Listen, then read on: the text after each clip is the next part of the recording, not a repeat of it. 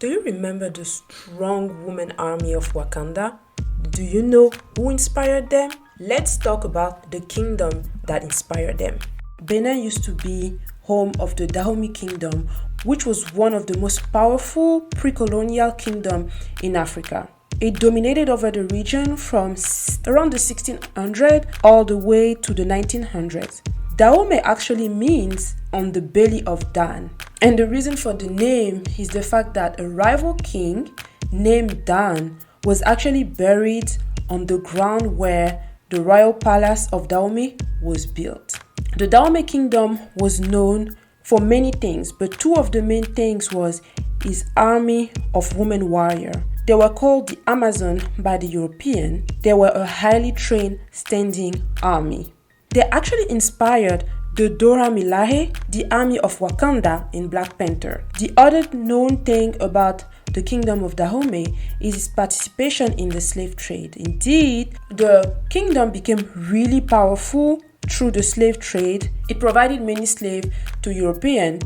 Most of them were war captive. The kingdom ended after the Franco-Dahomean War from 1892 to January 1894. The city of Abomey, the capital of the kingdom, and the king, Béhanzin, were captured by the French.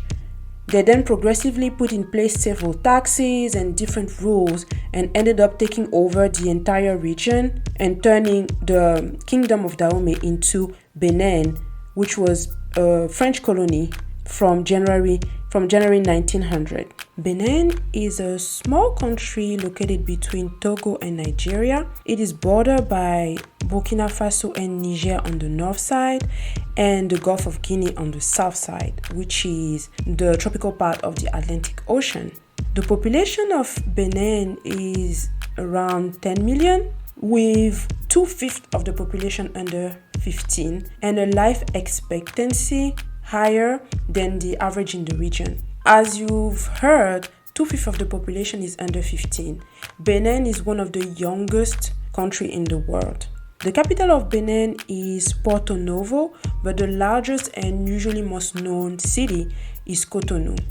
Most of the population is actually concentrated in Cotonou, as well as most of the infrastructure, ports, businesses.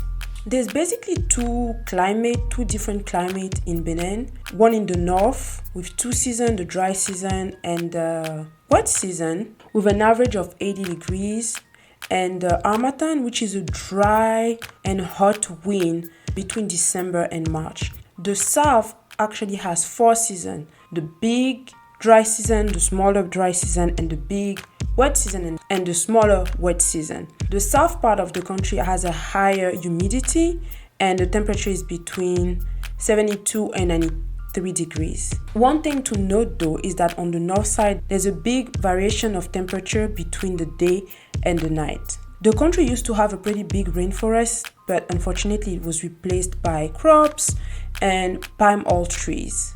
So right now, it's mostly a mixture of a savanna and a forest. There's a lot of different types of animals living in Benin: elephants, leopards, lion, antelope, buffalo, and more. And there's also many species of snakes. The country actually has a lot of national parks. For people who love nature, the Pendjari National Park that borders Burkina Faso is one to see.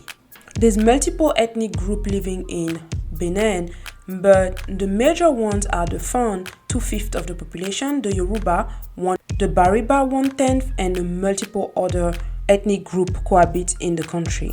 The most spoken languages are Fon and Jen or Mina, but the official language is French. Half of the population is Christian, 1/4 is Muslim, mostly on the north, and 1/4 of the population practices Voodoo. But a big majority of the population, even Christian, usually mixes Voodoo or some type of local and traditional belief with Christianity. Benin is actually the birthplace of Voodoo. It was brought to the Caribbean during the Atlantic slave trade from the 17th century to the 19th century by slaves taken from Benin all the way to several places such as Haiti who also is a big practicer of Voodoo. But in contrary to a lot of belief, Voodoo is basically based on spiritual forces such as water, fire, and earth, but there's also some animal sacrifices that are being practiced. The economy of Benin is mostly based on agriculture.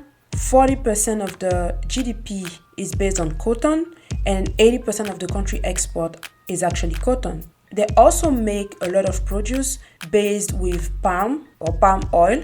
They cultivate cocoa beans, corn, and much more. Benin is known for many different food. Some of the major ones are the jewo, the wache, the monyo, the ablo, which is a form of rice cake. It's delicious, and the ninui. But there's multiple more delicious food from Benin. Benin also offers beautiful art. They are actually known for their carving of wood, ivory, and bronze. And if you decide to visit Benin, if you're not afraid of snake, they have a temple of pythons. That's an option. But they also have multiple museums, especially in the city of Ouidah, which is definitely a city to see as it's rich in history. It has stunning beaches, and you can discover so much about the past of Benin and the mix of culture between Portuguese, French, the history of the slave trade in the region. The old capital of the kingdom of Dahomey, Abomey, is also a sight to see. Abomey royal palaces are actually a UNESCO World Heritage Site, and they are located in Abomey.